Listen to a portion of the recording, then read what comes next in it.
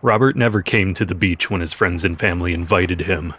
For a swim, for a picnic, for a party, and so they stopped asking. He didn't hate the sea, it was more complicated than that. He was a poor swimmer, true, and justly afraid of drowning. He was also afraid of the myriad of things that lived in the sea, of tentacles that stung and spines that pierced, of saw-like teeth that rended flesh from bone. When Robert thought of the sea, however, mostly what he felt was awe. Deep within him, there was this magnetism, a twin pole of dread and fascination when he tried to imagine the sheer vastness of the ocean, its unfathomable depths. That's what drove him to visit the beach as often as he did, almost every week. He would pick one of the smaller, unpatrolled spots nearby, and always at times less likely to draw frolicsome crowds. He would kick off his things and pick his way through pools, letting the sharp rocks make tiny cuts in his soles, and then shuddering pleasurably at the sting of the salt water. He wouldn't actually go in the water, of course, but he would stand on the strand and feel the ocean tug at him with every wave that crashed ashore. Let it dig him gradually into the soft, wet sand. Mostly, what he liked to do was scour the beach for any treasures the sea may have washed up. He would pick up driftwood and poke at the bloated corpses of siphonophores. He would skip stones and flat fragments of shells, or try to anyway. He would grasp cuttlefish bones and carve abstract patterns into them with his thumbnail, before hurling them back into the water. And his sea glass collection was becoming something rather enviable, if he ever actually shared its existence with anyone, that is. Today, he had found a long, gnarled stick.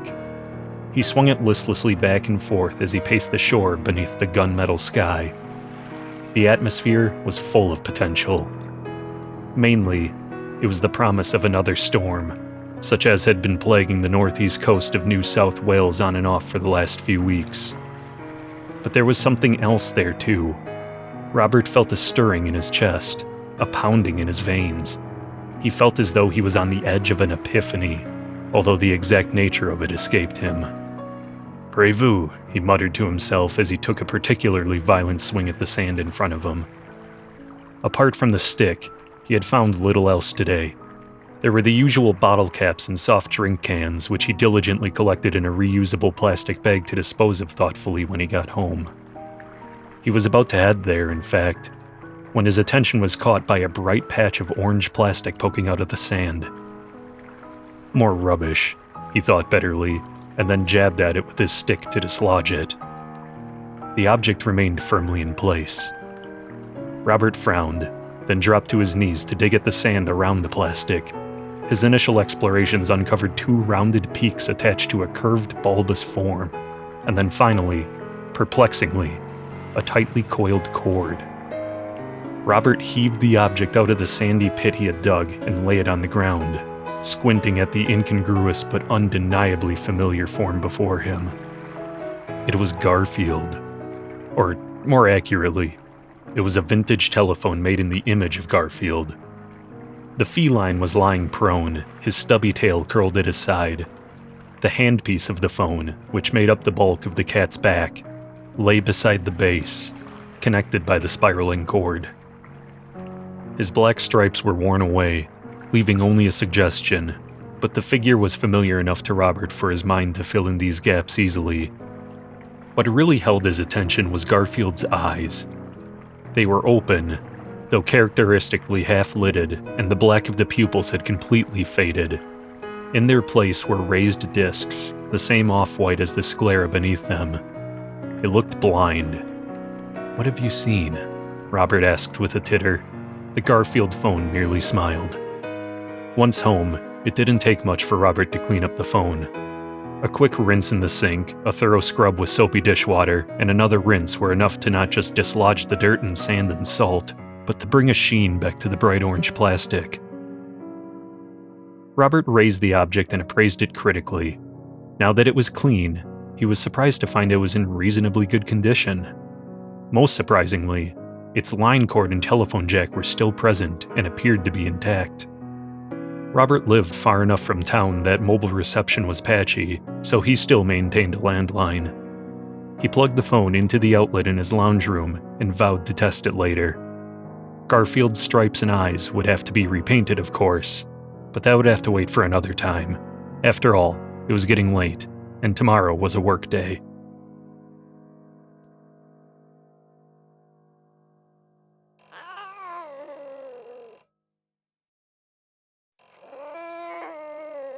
Robert had barely been in bed for an hour when he was startled awake by a piercing shriek. He came to with a jolt and looked around himself frantically. It was a few moments before his awareness kicked in and he remembered who he was, just Robert, where he was, in his own bed, and, with a quick glance at his bedside table, what time it was, 12:01 a.m. The shriek, which came again and again at regular intervals, took a few moments longer to recognize. The phone. Robert kicked off his doona and stumbled to the door. No one calls that late for a happy reason, and his head spun through a list of important people. His parents, his brother, Deb. By the time he got to the lounge room and grasped at the handset, he was beside himself. Hello? There was a long pause, during which Robert held his breath. Finally, an unfamiliar voice spoke dully. John. Robert took a shuddering breath. What had happened to John? Did he know a John? I'm sorry, he replied. I'd like to speak to John, please, came a voice, suddenly friendly, lilting. Robert practically doubled over in relief. I'm sorry, this is Robert. You've got the wrong... John! Robert slammed the receiver down with a huff. He was annoyed, but a little part of him was oddly... impressed? Nostalgic? He didn't realize kids did prank calls anymore. At least he knew the phone worked now. After that surge of adrenaline, he thought it would be difficult to get back to sleep, but he was still feeling the benefits of the sea air, and soon drifted off again. In his dreams, the ocean rose and rose. It flooded bushland and rainforests and engulfed entire towns, and still it rose. Robert stood at his doorstep, and the salt water lapped at his bare feet. He felt the sea's magnetic pull, stronger than ever before. It was the call of the void, the urge to be obliterated, consumed. John, rasped the voice in his ear. The week passed like any other. Robert lost himself in the monotony of work, home, work, home.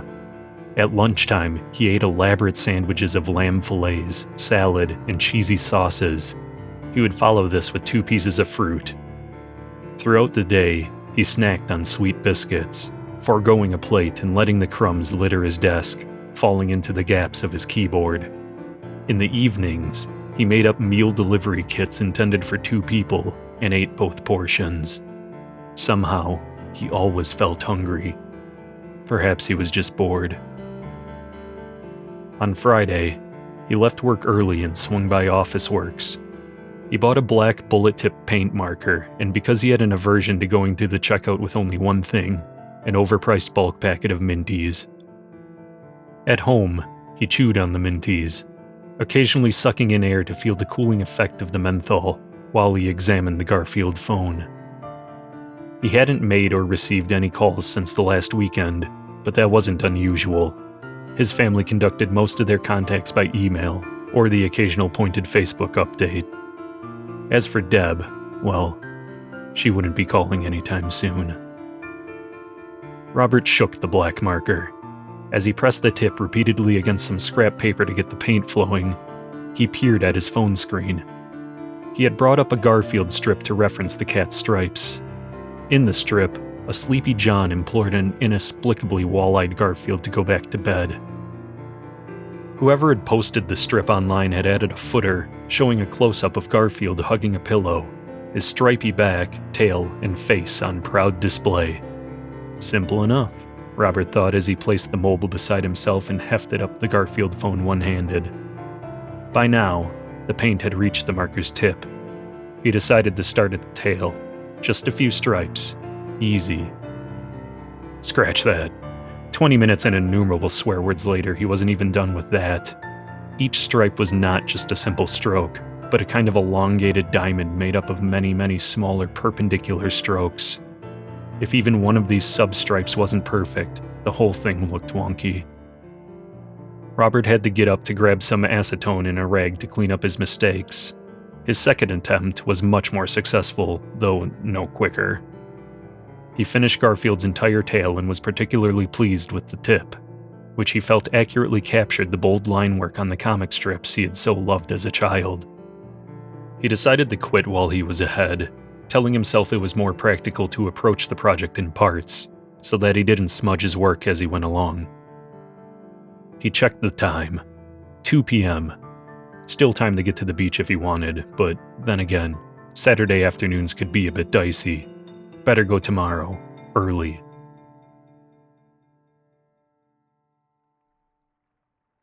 As the sun rose over the ocean, the sky was, for a few brief moments, no longer its usual dull gray, but a pale blue shot through with streaks of pink and coral that radiated from a brilliantly orange sun.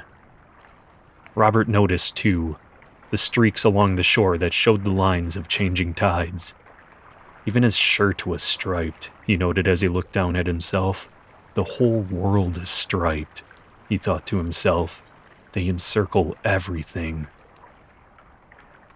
Despite the riot of color displayed to him, he was unmoved. His usual awe was dampened, almost numb. He stared out at the sea and imagined sinking below its surface like a stone. He was not thrilled at this. He turned back and walked to his car. Having exhausted his week's supply of meal kits and feeling again that gnawing hunger, Robert raided his pantry to see what he could rustle up. He made a mound of flour on his bench with a little nest in the center, into which he added eggs, olive oil, and salt. He hadn't felt like doing much of anything since returning from the beach, not even showering, but suddenly, he felt driven in this singular purpose. As he broke up the eggs and brought the flour inward, he began to feel calm. Kneading the dough became almost meditative, and there was something satisfying about seeing the smooth, compact ball he had made. He cupped his hands around it lovingly, almost protectively, before wrapping it in cling wrap and leaving it to rest. Several days' worth of dishes lay stacked around him. He looked at them intently, as though if he focused on them enough, they would clean themselves, or just evaporate into nothingness. Half an hour passed, and he had barely moved but for the slow blinking of his eyes.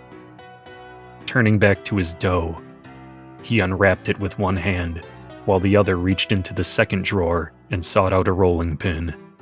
He began rolling out several wide, flat sheets of pasta.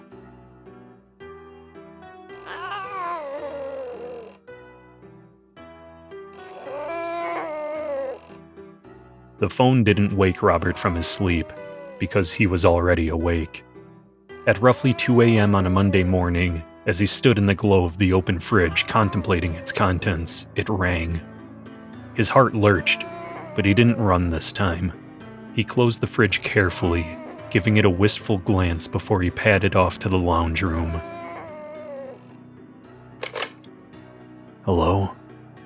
Hello, dear. It's me. Shouldn't you be asleep? Robert recognized his mother's voice. Yes, I was hungry. Why are you calling right now? Is Dad okay? His mother laughed. Oh, your father's fine. Sleeping like the dead. But what about you, dear? You sound so tired. Robert rubbed his face with his free hand. Yeah, I am, he sighed. Then asked, Why aren't you asleep? She laughed again, a sound like radio static. Oh, goodness. I don't sleep. I never sleep. Robert was silent as she continued. Go to bed, dear. Everything seems better in the morning. This time, he yawned. Yeah, you're right. Good night, Mom. Love you. I love you too, John.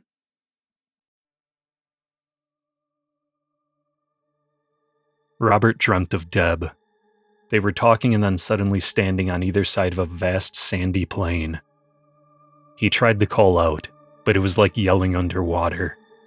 Something long and thick and furred, like a gigantic caterpillar, snaked its way up and around him, constricting his chest. He squirmed vainly. "It's too late, John," came a guttural voice from somewhere in the great nothingness. "Rest now, John," it whispered, and Robert managed one weak sob before he collapsed to his knees. The furry form tightened around him and he relaxed into it, resigned. It felt like a hug. When morning broke, Robert called in sick to work. He then spent hours in bed, hovering at the edge of sleep but never quite settling into it. Eventually, the rumbling in his stomach became too much and he dragged himself out of his bed rot. Robert made himself a large bowl of Cocoa Pops, then finished off every remaining tin of tuna in the house. He didn't really taste anything. He did manage to shower though, and after that, felt much more human. With the slightest of a spring in his step, he returned to the kitchen and began gathering and sorting the dishes that lay strewn about.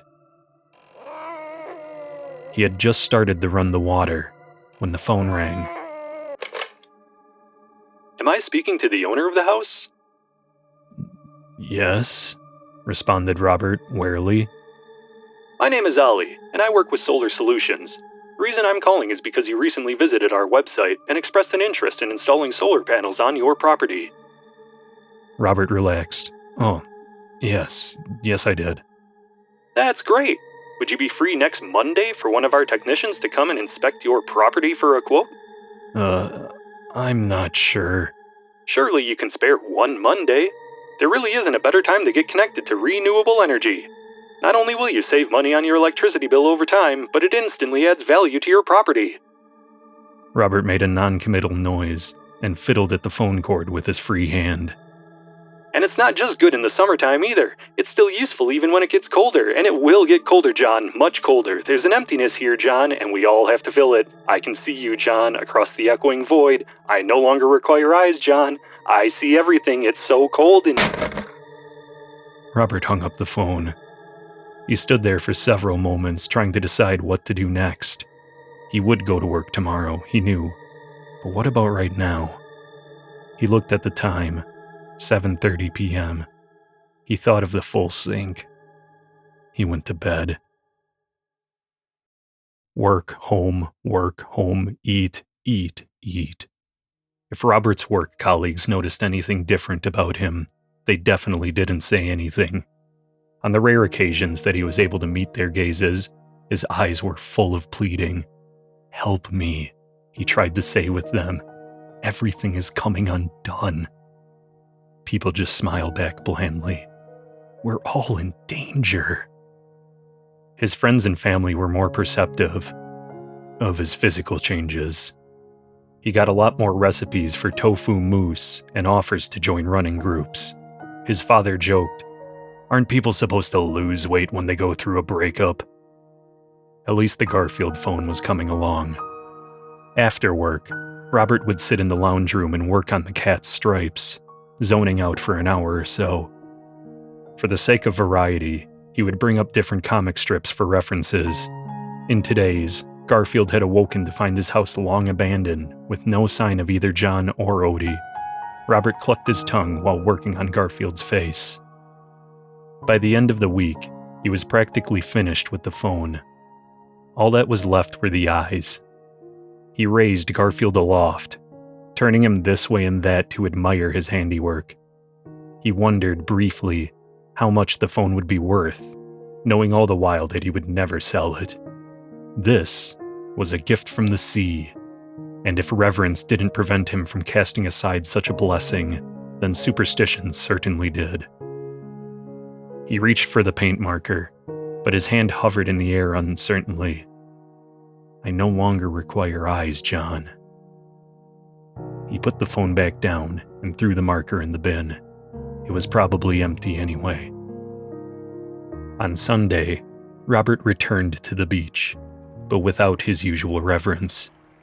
He was like someone who returned to church out of obligation or even just habit. He felt numb. When he walked over the dunes to get to what had become his habitual spot, the sight that met him was enough to cut through that numbness. The beach was littered with dozens, no, hundreds of scraps of orange plastic. He knew what they were, but still, he climbed down to look closer. He knew what they were, but still. The Garfield phones were scattered all along the shore, from the rock pools to Robert's left, all the way to the dunes on his right. As he picked his way through the debris, he poked at a phone here and there, noting that they were all in different states of disrepair and stages of decay. This one here was missing an ear, that one there had half of its face rotting away.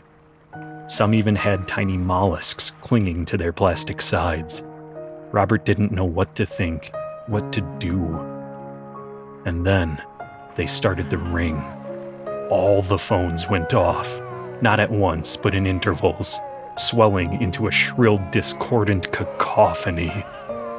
Robert looked about the beach. Most of them had the handsets sitting off the base. Many of them did not have handsets at all, and still, they rung. The urgency seemed to intensify as the ringing continued. Robert had the sense of holding onto a ticking time bomb. The innumerable Garfields were insistent on their mutual demand.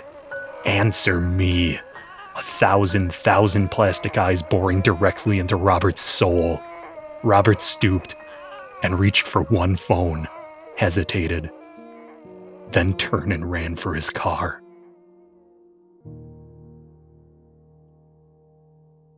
Once home, Robert stormed into the lounge room and unplugged the Garfield phone. Then, skipping showering, brushing his teeth, and even dinner, he went straight to bed. He didn't sleep, of course. Rather, he lay on his side, staring at his alarm clock and watching the minutes flash by.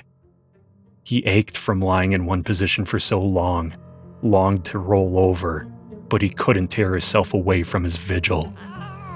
At exactly midnight, the phone rang. Of course it did. Robert padded out of the lounge room in pajamas and slippers. Without hesitation, he picked up the phone. "It's Monday," said Robert matter-of-factly. Yes, John. Returned a creaky, faraway voice. But what is Monday? "It's..." Robert faltered. "I don't know," It's nothing, John. hissed the voice. An echoing void which humans pour the mundane and predictable fabric of their existence. It's a gaping monument to banality, John, and it's all we will leave behind. "My name's Robert," he began weakly. John, The voice insisted. go back to bed. Robert slept. Robert dreamt. He dreamt of the beach at midnight. The sea was an undulating tongue slick with saliva. The moon, a giant pupilless eye. The great tongue licked the shore, leaving an ever-deepening crevice in the sand. The insides of the crevice were as smooth as glass. How clean it looks, Robert thought wonderingly. It began to rain. From somewhere above hailed all manner of objects, desk chairs and coffee mugs, ring binders and photocopiers, wedding rings and picture frames. Robert watched as they all rolled inexorably into the waiting crevice. For the first time in a long time, he didn't feel the gnawing pains of hunger. He felt satisfied. When he woke up, he was surprised to find it was still dark. He couldn't see the glow of his alarm clock. Swinging his legs off to the side of the bed, his feet met not with his usual floorboards, but with something soft and warm and slightly yielding. "When did I get a rug?" he thought groggily. He reached an arm to steady himself against the wall and was met with the same luxurious plushness. He rubbed his eyes, which were now starting to adjust to the dim light. "I must still be dreaming," he thought. All about him, The walls, the floor, and even the ceiling was covered in a layer of thick orange fur. Robert placed both hands to the wall and rubbed at it. Something beneath seemed to shudder or rumble, only rhythmically. With both hands against the wall, Robert advanced around the perimeter of the room toward the doorway. I have to get to the lounge room. All the distance along the hallway, everything was covered with the same orange fur. Robert couldn't see clearly in the dark, but he didn't need to see to know that the vast orange expanse was broken intermittently with stripes of black.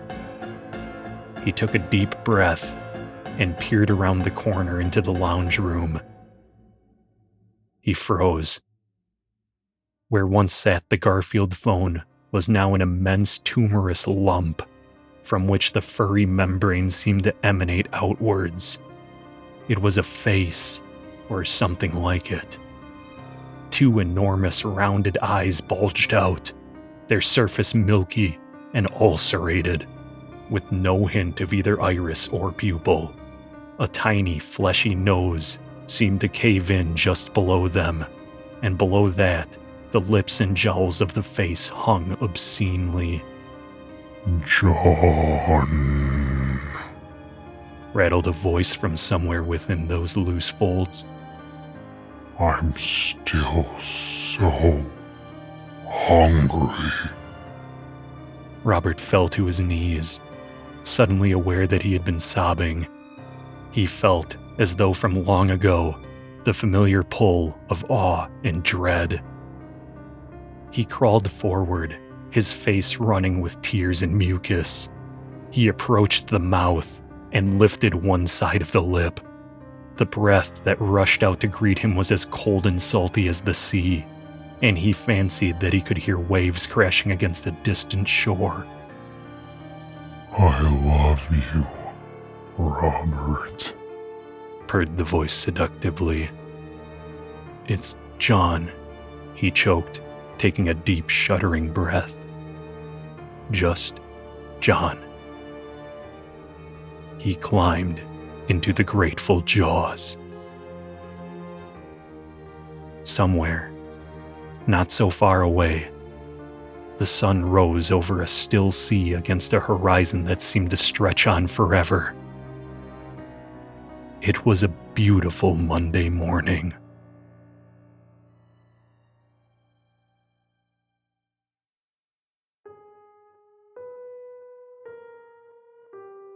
This has been I Hate Mondays, written by PernicketyPony, narrated by Red Meyer.